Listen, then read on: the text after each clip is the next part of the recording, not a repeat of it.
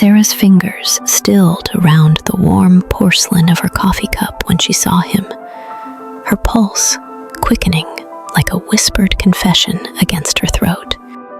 3 months. 3 months since she'd last felt David's skin beneath her palms. Since her fingertips had traced slow circles along his jaw in the amber morning light, memorizing the texture of stubble and the way he'd lean into her touch like he was starving for it. And now, suddenly, he was there, standing just inside the doorway of their coffee shop, the one with ivy creeping across rain-streaked windows and old jazz spinning on vinyl. The one where their first kiss had tasted like rain and cinnamon, where his tongue had found hers with desperate sweetness. He looked leaner now, like longing had carved itself into his frame. His hair was cropped shorter, exposing more of that tender nape she used to kiss when he was half asleep and vulnerable.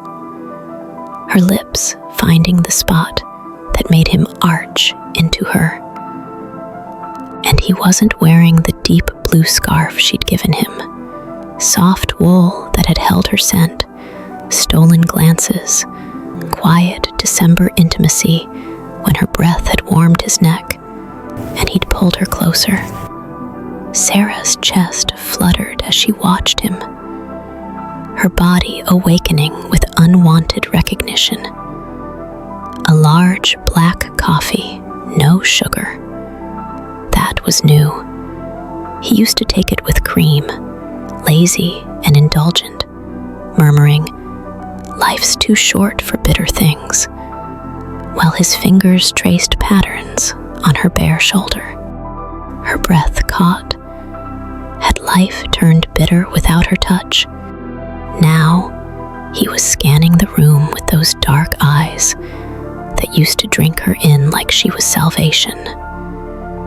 She knew the exact moment their gazes would meet. She'd rehearsed it too many times in dreams, where his hands still knew her body, where her name still fell from his lips like a prayer. This cafe had become her confessional, her penance. Every Tuesday morning, she returned like a ritual, like a wound she kept from healing, fingers unconsciously tracing her collarbone where his mouth used to linger. And then, their eyes locked. The world narrowed to just the space between them, electric and alive. David's gaze held hers across the crowded cafe, and something primal crackled in the air, recognition that went deeper than memory, settling low in her belly like honey and heat. Her skin prickled under his stare, nipples tightening beneath her sweater, as if her body remembered his touch before her heart could build its walls.